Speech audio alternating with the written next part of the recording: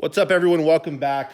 I'm going to preface the next 3 videos pretty much the same way. My wife is due with our second child pretty much in the next couple of weeks, so I wanted to film as much content as I could before I enter that dreaded 6-month newborn blackout period that every parent suffers through. But anyway, this is the first of 3. This is my 1985 Honda Big Red. I purchased this from a gentleman down in South Jersey. It came with the original title. It was originally purchased, I believe, in Bridgeton, New Jersey, back in 1986. I think this was a leftover. But I purchased it almost as you see it here. He did mount this rear ammo box to the bike, which is awesome. Very spacious, very effective, very functional. I do like it a lot. He also mounted this seat pad to it, so you can actually lean against it when you're taking a break. It's pretty cool. But I've since loosened the screws. I'll take it off so you can see what it looks like without it. But it's a very, very, very beautiful, clean bike. He, or the previous owner before him, swapped out the tires. Those are Kenda Bear Claws on OEM rims in the rear, and that is an ITP rim in the front. These tires are fantastic. I absolutely love these tires on these bikes.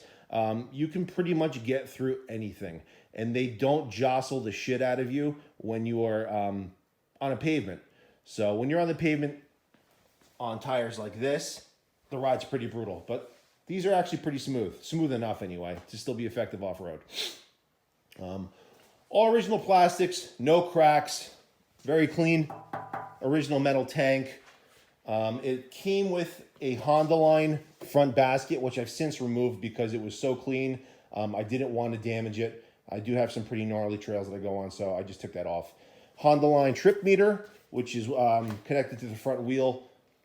I mounted these pegs, which are awesome to throw your feet on when you're going through larger mud pits or river crossings or whatever, but they're great to throw your feet up on. And keep your boots dry. You'll probably notice that is not a original headlight. I swapped out the original headlight for that 4x6 LED. It's held in there basically with Velcro, and it hasn't moved. In front of the LED light, you'll see that awesome little Honda logo. That is made by a fellow named Brad Rye. If you frequent the Facebook groups having to do with trikes, or if you just poke around for a little bit, you'll figure out who Brad Rye is. He makes some really, really awesome products, and this is his light dress-up kit for a Big Red. He makes lift kits and all types of stuff, so he's really talented. Check him out. This is just a connection for a battery tender, 1 7/8 ball for a trailer. This, the guy had on there previously, I don't know what he had on there for. I think, it was for a D-ring, that's what it is. It came with a stock exhaust, but I've since mounted a MBRP exhaust. I'm not sure if you can see that. And I apologize if you can't, but you get the idea. I just wanted a sportier sound. It sounds awesome now. It sounded pretty good stock. You know, it's a utility quad, or excuse me, utility trike. Sacrilege. But it does have a really, really good sound now. It's not obnoxious. It's not crazy. Just enough. I like it a lot. Let's see here. As you can see, it was very well cared for in its life. There's no cracks in the trunk. All the original labels are still here. Really, really beautiful bike. I'm happy that I purchased this one. It's actually probably my favorite machine that I own. This is a bag which I purchased off of Amazon. It's a bike bag, and it's supposedly waterproof. But I mounted it in this position because it allows me to, first of all, if I can get this open, store a whole bunch of stuff in there. I have a speaker in there. I actually have a homemade phone charger which taps into the accessory plug in the front. Kind of wired that together. But you can put your phone right here and keep track of a map, which I really like because sometimes I like to venture into the trails that are kind of off the beaten path. So that kind of keeps my bearings. Super clean motor.